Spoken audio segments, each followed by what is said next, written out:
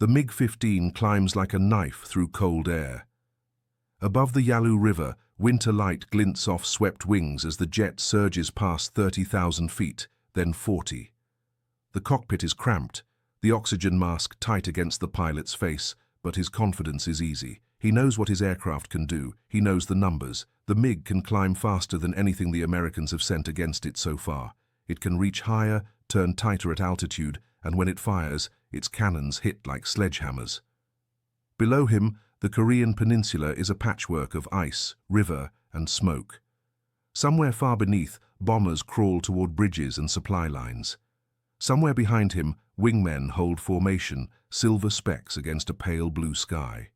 This is MiG Alley, though the name hasn't yet stuck, and up here, the pilots believe the sky belongs to them. They had reason to believe it.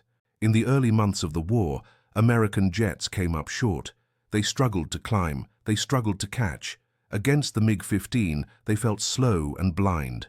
North Korean pilots, soon joined by Chinese and Soviet aviators, learned the rhythm of altitude, the comfort of knowing they could disengage at will. If the fight went wrong, they could simply point their noses upward and vanish. Invincibility grows quietly. It grows with every bomber that turns back damaged, with every enemy jet that fails to close the distance, with every successful dive from the sun, cannons barking, tracers arcing down through thin air. Up here, speed is survival, altitude is power, and the MiG has both. Then, the radio crackles. American fighters are climbing to meet them. The pilot scans the sky and spots them, sleek shapes, different from the straight-winged jets he knows. These have swept wings too, but they look cleaner, more balanced. He has heard rumors, a new fighter, faster than expected, more agile than it should be, the F-86 Sabre. He banks to engage, confident all the same. What he cannot see is inside the nose of the Sabre. Behind the American pilot's gunsight glass, a faint glowing circle dances as a small radar hums quietly. It measures distance automatically. It calculates lead in fractions of a second. Where older pilots guessed, this system computes. Where hands once compensated, electronics now assist. The Sabre pilot does not need to be perfect. He only needs to be close enough. The jets close at nearly the speed of sound. The MiG flashes past, silver and sudden, the pilot hauling back on the stick into a hard climbing turn. This is his advantage. He pulls vertical, confident the Sabre cannot follow without bleeding energy. But the American stays with him. The glowing pipper in the gunsight tightens, steadies. The radar senses range, feeds the solution, adjusts the aim point automatically. The Sabre shudders as 650 caliber machine guns open fire. A stream of bullets reaches out, not where the MiG is, but where it will be. For the first time, the MiG pilot feels something unfamiliar. Not fear, not yet. Doubt. He jinks, rolls, dives away. The MiG escapes, for now. But the encounter lingers. The American did not miss by much. The fire came earlier than expected, more accurate, more controlled. This is not how it was supposed to be. Across the sky, similar encounters unfold. MiG pilots begin to notice patterns. Sabres holding their fire longer, Sabres scoring hits at angles that should have been difficult, Sabres that seem to know where to shoot. The sky has not changed, but the rules have. In the months ahead, confidence will collide with technology. Experience will meet training. And above the frozen rivers of Korea, a new truth will emerge. One measured not in altitude or speed, but in who can place rounds on target first. The age of jet combat has begun, and invincibility is about to be tested. When war erupted on the Korean peninsula in June of 1950, no one truly understood what air combat was about to become. World War II had ended only 5 years earlier, and its lessons were still fresh: propellers, dogfights, close formations, and visual shooting. Jets had appeared late in that war, but they were crude, short-legged, and unreliable. Most air forces still thought in terms of yesterday's combat. Korea would change that, violently and without warning. At first, the air war looked familiar. American piston engine fighters and early straight-wing jets dominated the skies. North Korean aircraft were outdated, poorly trained, and quickly swept aside. The United Nations seemed to control the air almost by default. Then, in November 1950, silver shapes appeared over the Yalu River. They were MiG-15s. The aircraft stunned American pilots on first contact. With swept wings, a powerful Klimov turbojet, and exceptional climb performance, the MiG-15 could soar higher and faster than anything the UN forces had in the region. It could reach altitudes above 50,000 feet. It could accelerate quickly in the vertical, and when it attacked, it carried a terrifying punch. Unlike American fighters armed with multiple 50-caliber machine guns, the MiG-15 was designed to kill bombers. Its armament reflected that mission: one 37mm cannon and two 23mm cannons, capable of ripping apart a B-29 with just a few hits. Against fighters, a single burst could be catastrophic. For pilots transitioning into the MiG, it felt like stepping into the future. Early encounters reinforced that belief. American F-80 Shooting Stars and F-84 Thunderjets struggled badly. They could not climb fast enough to engage MiGs on equal terms. They often entered fights already disadvantaged, forced to defend rather than attack. Many pilots described the frustration of watching MiGs simply climb away, untouchable. The confidence among communist pilots grew quickly. They controlled when to fight and when to disengage. They dictated altitude. They chose angles of attack. And because many MiG units operated close to sanctuary airfields in China, they could retreat across the Yalu River, off limits to UN pursuit. But the Americans were not standing still. Back in the United States, engineers had already anticipated a new kind of air combat. The result was the North American F-86 Sabre, a fighter shaped by lessons learned from captured German research on swept wings and high-speed aerodynamics. The Sabre was not designed to outclimb the MiG outright. Instead, it was built for balance. It had excellent roll rate, good high-speed handling, and superior stability in dives. Most importantly, it was designed as a gun platform, a jet that could aim precisely at jet speeds. That philosophy extended beyond aerodynamics and into technology. One of the greatest challenges of jet combat was gunnery. At speeds approaching the sound barrier, traditional deflection shooting became brutally difficult. Pilots had to judge distance, angle, closure rate, and lead, all in seconds. Even experienced aces often missed simply because the math was impossible to do accurately in the heat of combat. The solution came in the form of the radar-ranging Gunsight. Mounted in the nose of later F-86 models, the system used a small radar to measure the distance to the target automatically. The information fed into the Gunsight, adjusting the aiming reticle in real time. Instead of guessing lead, the pilot aligned the pipper on the enemy aircraft and fired when it stabilized. It didn't make the pilot infallible, but it made him far more lethal. At the same time, the US Air Force emphasized training. Sabre pilots drilled relentlessly in gunnery, formation tactics, and energy management. They learned when to fight in the vertical, when to dive, and when to disengage. Combat was treated as a system, pilot, aircraft, and electronics working together. Meanwhile, many MiG pilots faced limitations of their own. Early North Korean aviators often had limited flight hours. Later, Chinese and Soviet pilots were better trained, but doctrine still emphasized rigid control from the ground. Flexibility in combat was sometimes sacrificed for centralized command. Two aircraft, both fast, both deadly, were on a collision course. The MiG-15 had altitude, climb, and cannon firepower. The F-86 Sabre had balance, training, and a glowing circle in its gunsight that quietly did the math faster than any human ever could. Above the Yalu River, this difference would decide who merely flew the jet age and who mastered it. The air war over Korea did not transform overnight. It evolved, fight by fight, mistake by mistake, until patterns emerged in the sky above the Yalu River. In the opening months of the war, American air power was overwhelming. North Korean aircraft were quickly destroyed on the ground or driven from the skies. Propeller-driven fighters and early jets like the F-80 Shooting Star roamed freely, attacking supply lines, troop concentrations, and bridges. Air superiority seemed settled.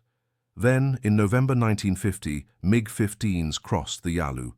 The sudden appearance of advanced Soviet-designed jets shocked UN pilots. Early encounters were brief and confusing. MiGs dove out of the sun, fired powerful cannon bursts, and climbed away before defenders could respond. F-80s and F-84s were outclassed in climb and altitude, forced to fight defensively. The tone of the air war changed almost immediately.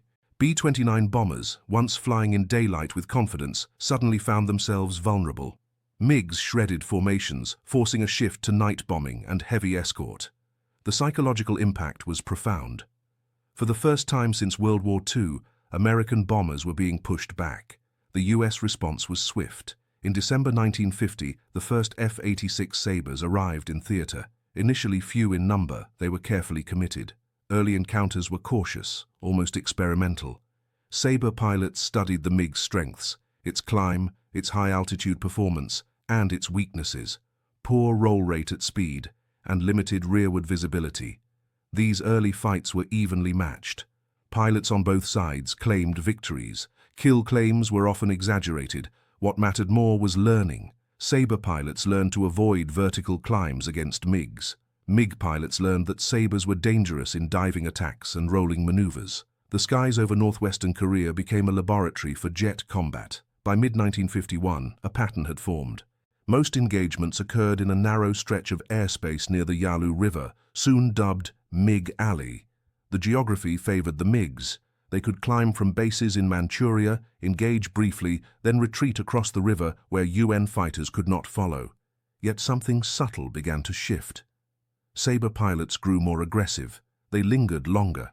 They pursued higher. And increasingly, MiGs failed to escape unscathed. Damage reports showed hits at longer ranges during fleeting firing opportunities. The radar-ranging gunsight was beginning to matter. By 1952, the F-86 force had matured. Improved variants with more reliable radar gunsights became common. Pilot rotation brought experienced veterans back into combat squadrons. Tactics were refined. Sabre formations emphasized mutual support, baiting MiGs into diving fights where their advantages eroded. For MiG pilots, the war became more dangerous. No longer could they assume immunity by altitude alone. Sabres could follow them into climbs more effectively than expected, and when the firing window opened, even briefly, the American jets hit with unsettling consistency. Some MiG units quietly adjusted behavior. Engagements became shorter. Attacks were more cautious. Ground controllers imposed stricter limits. Losses, especially among inexperienced pilots, mounted. By the final year of the war, the air battles had settled into a grim rhythm. MiGs still appeared in force, they still fought hard, and they still scored victories. But the sense of invincibility was gone. Sabre pilots now understood the MiG almost instinctively. They recognized energy states, anticipated escape climbs, and trusted their gunsights. A flash of silver at the edge of vision was no longer panic. It was opportunity. The numbers reflected the change. While exact kill ratios remained debated, even conservative estimates showed the Sabre holding a clear edge by the end of the conflict.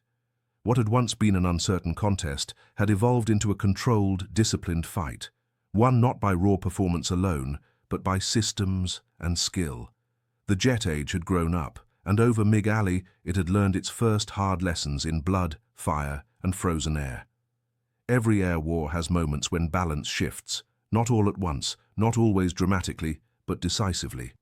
Over Korea, that shift did not come from a single battle or ace. It came from a convergence, technology reaching maturity, pilots learning its limits, and tactics finally aligning with the realities of jet combat. At the center of that convergence was the F-86 Sabre's radar-ranging gunsight. In World War II, fighter pilots closed to within a few hundred yards before firing. At those speeds, deflection shooting was difficult but manageable. Pilots trained their instincts until lead angles became second nature. Jet combat shattered those instincts. Closure rates doubled. Engagements lasted seconds. Targets flashed across windscreens and vanished. At 500 to 600 miles per hour, a fraction of a second meant the difference between a kill and empty sky. Pilots on both sides missed constantly. The MiG-15's gunsight was essentially an evolution of older optical systems. It required the pilot to estimate range and lead manually, an art that demanded experience, calm, and luck. Against bombers, this was acceptable. Against fighters moving at jet speeds, it was a brutal handicap. The Sabre's designers understood this problem early. Their radar-ranging gunsight did not look revolutionary. To the pilot, it was just a glowing reticle on a glass plate. But behind that reticle, a small radar continuously measured the distance to the target. That distance mattered. The system fed range data into a mechanical computer that adjusted the aiming point automatically, calculating the correct lead for the Sabres' 50 caliber guns. Instead of guessing where the MiG would be, the pilot placed the reticle on the target's wingspan, squeezed the trigger, and let the system do the math. It did not guarantee a kill, but it dramatically increased the odds. Sabre pilots could now fire earlier, from longer ranges, and with greater confidence. In fleeting snapshots, those half-second windows that defined jet combat, the difference was enormous. MiG pilots began to notice.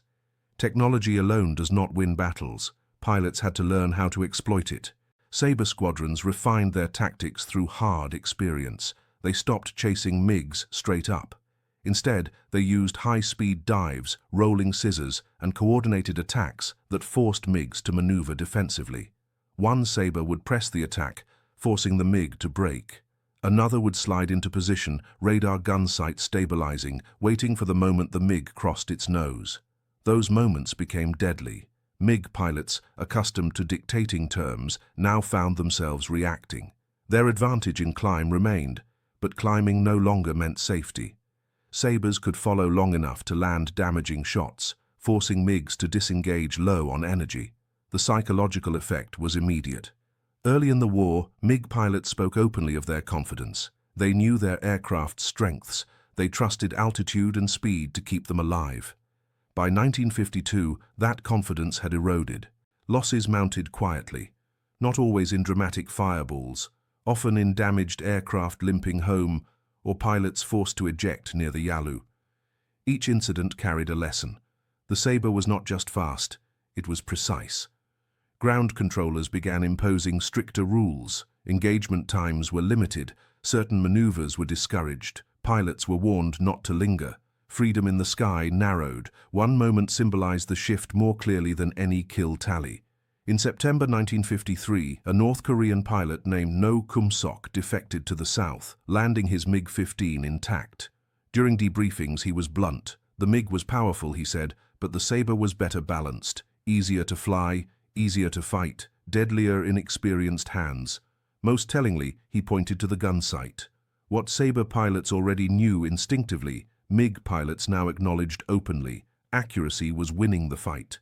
By the war's final year, Sabre pilots were veterans of dozens of engagements. They trusted their aircraft, they trusted their wingmen, and they trusted the glowing reticle in front of them. MiG pilots still fought bravely. Many were skilled, some were exceptional. But the margin for error had vanished. Where once they could disengage without consequence, now every maneuver carried risk. The turning point was complete. Jet combat was no longer about who climbed highest. It was about who could see, calculate, and fire first. In MiG Alley, battles were rarely announced. There were no front lines in the sky, only sudden violence, fleeting shapes, and decisions made in seconds. The men who fought there would later struggle to describe it, because jet combat was less like a duel and more like a storm that erupted without warning. A typical mission began quietly. Sabres lifted off from forward bases in South Korea, climbing steadily as they headed north. Radios crackled with brief calls. Pilots scanned empty sky, eyes aching from the glare. The tension came not from action, but from waiting. Then someone would call it. MiGs, 10 o'clock high. Silver specks appeared, almost motionless at first. Then they grew, fast. The sky erupted into contrails, turning circles, flashes of sunlight on metal. There was no time for planning. Training took over. MiGs dove aggressively, cannons flashing. Sabres broke hard, rolling to spoil aim. The air filled with intersecting flight paths, jets crossing at hundreds of miles per hour, missing each other by yards. In these first seconds, fear had no space, only motion. Captain James Jabara was already a veteran before Korea. He understood something many pilots took time to learn. Jet combat punished hesitation. In one engagement in 1951, Jabara spotted a MiG climbing away after an attack. Many pilots would have let it go. Altitude still favored the MiG. Jabara didn't. He pushed the Sabre into a shallow climb, watching the gun sight reticle float across the MiG's tail. The distance closed just enough. The radar gun sight stabilized. He fired. The MiG disintegrated in seconds, pieces spiraling away as the pilot ejected. Jabara later described the moment almost casually, but other pilots listening understood what had happened. That shot would have been nearly impossible without the gun sight. It wasn't luck, it was systems working as designed. Major Ralph Parr flew differently. Where some Sabre pilots were aggressive, Parr was methodical. He stalked MiGs, waiting for mistakes. He trusted the gun sight enough to delay his fire until the moment was perfect. In one engagement late in the war, Parr followed a MiG through a series of turns, resisting the urge to shoot. The MiG pilot believed he had shaken pursuit and began to climb. That climb sealed his fate. Parr's reticle steadied. The radar confirmed range. A short burst, precise, controlled. The MiG rolled inverted and fell away in flames. Parr would end the war as the last American ace of Korea. For MiG pilots, the experience was different and increasingly unsettling. They entered combat expecting to control the engagement. But Sabres refused to behave as predicted. They didn't always disengage when outclimbed. They didn't waste ammunition, and when they fired, the bullets came earlier than expected. B-29 bombers, once flying in daylight with confidence, suddenly found themselves vulnerable. MiGs shredded formations, forcing a shift to night bombing and heavy escort. The psychological impact was profound. For the first time since World War II, American bombers were being pushed back. Some MiG pilots began to alter tactics. Attacks were quicker, disengagements came sooner. There was less confidence in prolonged dogfights. A few pilots described the sensation later, the feeling that the Sabre pilot knew something they did not. One North Korean pilot, fresh to combat, made a single mistake. After diving on a bomber formation, he pulled up sharply, confident in his climb. He had done this in training dozens of times, but a Sabre followed, closer than expected. The rookie rolled to shake pursuit. The Sabre stayed with him. A burst struck the MiG's wing root. The aircraft lurched violently. The pilot ejected moments later, drifting down toward the Yalu. He survived, but the lesson spread faster than any official briefing. Altitude alone was no longer enough. Dogfights rarely lasted more than a minute. One moment a pilot was scanning empty sky. The next, the cockpit was filled with tracers. There was no room for emotion. Pilots later recalled intense clarity, followed by exhaustion. Sabre pilots learned to trust their instruments and each other. Wingmen watched blind spots. Leaders called breaks. Survival depended on discipline. MiG pilots relied more heavily on ground control, receiving instructions over the radio. When communications were disrupted, confusion followed. The sky favored autonomy. Not every story ended in victory. Sabre pilots were shot down too. Some ejected over enemy territory, never to be recovered. Others vanished into cloud or water, their fate unknown. Each loss rippled through squadrons, reminding survivors that technology narrowed margins, but never erased danger. Pilots on both sides carried the weight. Some drank heavily after missions. Others became quiet. Many never spoke of their kills again. By late 1952, patterns were undeniable. Sabres scored more consistently, MiGs disengaged sooner, engagements shifted lower and faster, away from the altitudes where MiGs once ruled. Confidence had flipped. The Sabre was now the hunter, and over MiG Alley, the air war had become a contest not of bravado, but of precision, patience, and the quiet glow of a gun sight that rarely missed twice. Air combat is fought in the mind long before the trigger is pulled. Over MiG Alley, psychology became as decisive as speed or altitude. The introduction of the F-86 Sabre and its radar-ranging gun sight did more than change tactics. It reshaped how pilots felt when they entered the sky. Early in the war, MiG pilots climbed into their aircraft with an edge that bordered on arrogance. They trusted the MiG-15's climb rate and ceiling implicitly. Altitude meant safety. If a fight turned bad, escape was always available. That belief reduced fear. It allowed pilots to attack boldly, to linger a fraction longer, to push deeper into formations. Confidence in combat is contagious. It spreads from flight leader to wingman, from squadron to squadron. But confidence is fragile. Each unexpected hit chipped away at it. Each damaged MiG that limped home from a Sabre encounter raised questions no briefing could answer. Pilots began to realize that the Americans were no longer guessing. They were calculating. The most unsettling aspect for MiG pilots was unpredictability. Shots came sooner than expected, Sabres fired from angles that felt wrong. The moment a MiG pilot believed he was safe, pulling into a climb, breaking away, the danger sometimes peaked instead of fading. That uncertainty bred hesitation. Hesitation in jet combat was deadly. B-29 bombers, once flying in daylight with confidence, suddenly found themselves vulnerable. MiGs shredded formations, forcing a shift to night bombing and heavy escort. The psychological impact was profound. For the first time since World War II, American bombers were being pushed back. Some MiG pilots began to alter tactics. Attacks were quicker, disengagements came sooner. There was less confidence in prolonged dogfights. A few pilots described the sensation later, the feeling that the Sabre pilot knew something they did not. One North Korean pilot, fresh to combat, made a single mistake. After diving on a bomber formation, he pulled up sharply, confident in his climb. He had done this in training dozens of times. But a Sabre followed, closer than expected. The rookie rolled to shake pursuit. The Sabre stayed with him. A burst struck the MiG's wing root. The aircraft lurched violently. The pilot ejected moments later, drifting down toward the Yalu. He survived, but the lesson spread faster than any official briefing. Altitude alone was no longer enough. Dogfights rarely lasted more than a minute. One moment a pilot was scanning empty sky. The next, the cockpit was filled with tracers. There was no room for emotion. Pilots later recalled intense clarity, followed by exhaustion. Sabre pilots learned to trust their instruments and each other. Wingmen watched blind spots. Leaders called breaks. Survival depended on discipline.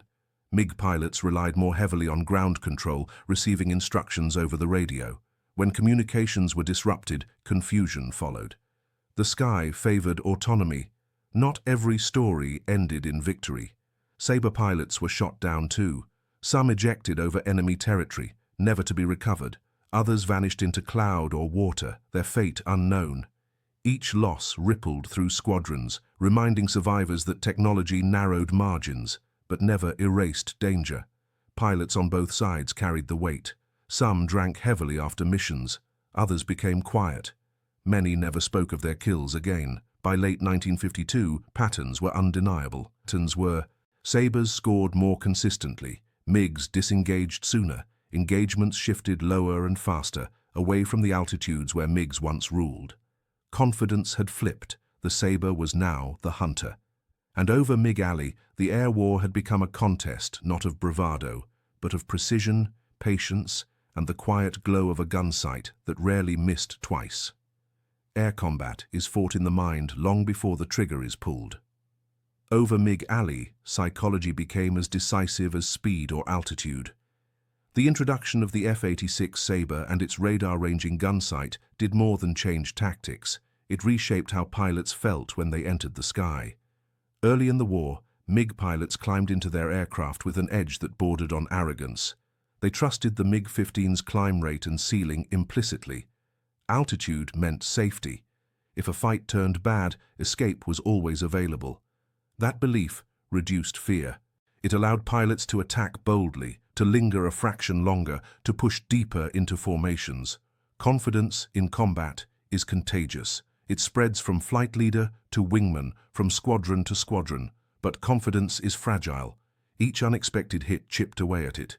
Each damaged MiG that limped home from a Sabre encounter raised questions no briefing could answer. Pilots began to realize that the Americans were no longer guessing. They were calculating. The most unsettling aspect for MiG pilots was unpredictability. Shots came sooner than expected. Sabres fired from angles that felt wrong. The moment a MiG pilot believed he was safe, pulling into a climb, breaking away, the danger sometimes peaked instead of fading. That uncertainty bred hesitation. Hesitation in jet combat was deadly.